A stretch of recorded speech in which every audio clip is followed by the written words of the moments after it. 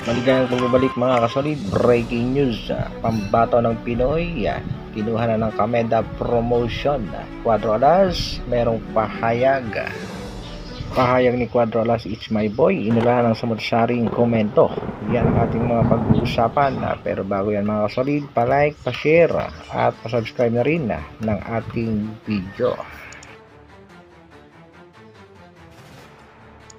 Para sa ating unang balita mga kasolid, Pinoy prospect at isang undefeated boxer pinag-aagawa ng mga Japanese promotion. Yan nga si Kenneth Lover na may katadang 14 wins, 9 knockouts, walang talo.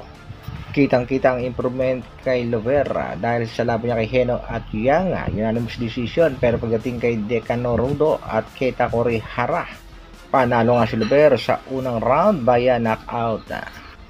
Target niyang makuha sana ng Ohashi promotion itong si Lover at ang isa pang Japanese promotion na gustong makatrabaho ang ating pambato ay ang Kameda promotion. Ganon din ang Treasure Boxing promotion, interesado din kay Kenneth Lover. Pero kampungan nitong si Kenneth Lover nakapag-desisyon na sa latest na pahayag nitong si Jerry Peñalosa sa interview nga ni Mr. JM Siasata, courtesy kay JM Siasata. Sinabi nga nitong si Jerry Peñalosa na sa kasalukuyan ay sa Kameda promotion na ang ating pangbatong si Kenneth Lover. Dito nga na-impress sa mga Japanese promotion sa laban itong si Kenneth Lover kontra Kurihara na kung saan 3 beses nga nitong pinabagsak ang pangbato ng Japan. Panoorin natin mga kasolid ang kaunting highlights ng kanilang bakbakan. Kagandahan dito kay Kenneth Lover, may timing, careful bumato ng mga suntok, pero may power. At dito nga mga kasolid, sa ikatlong pagbagsak ni Keita Kurihara, napansin nga ng referee na tila hindi na maganda ang kondisyon at tama nitong hapon. Kaya naman, isang suntok pa lang ni Lover, itinigil na ni ref ang laban. Sa kabilang balita naman mga kasolid, latest update sa nag-iisang angas ng Pinas, Cuadro Alas, General Casimiro. Matatandaan natin kamakailan lamang ay sunod-sunod ang banat ni Cuadro Alas, it's my boy. Dito nga kay Pino Plus, Nolito Donaire Jr.